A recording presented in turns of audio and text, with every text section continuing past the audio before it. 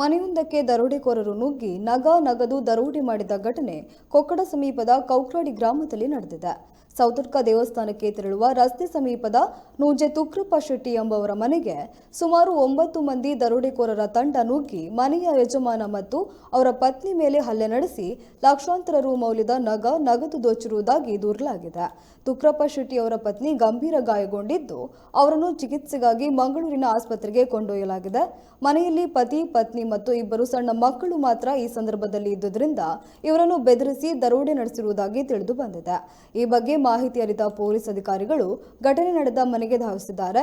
ನೂಜೆ ತುಕ್ರಪ್ಪ ಶೆಟ್ಟಿ ವಿಶ್ವ ಹಿಂದೂ ಪರಿಷತ್ನ ಕೊಕ್ಕಡ ವಲಯ ಅಧ್ಯಕ್ಷ ಎಂದು ತಿಳಿದು ಬಂದಿದ್ದು, ಉಪ್ಪಿನಂಗಡಿ ಪೊಲೀಸ್ ಠಾಣೆಯಲ್ಲಿ ಪ್ರಕರಣ ದಾಖಲಾಗಿ ತನಿಖೆ ನಡೆಯುತ್ತಿದೆ.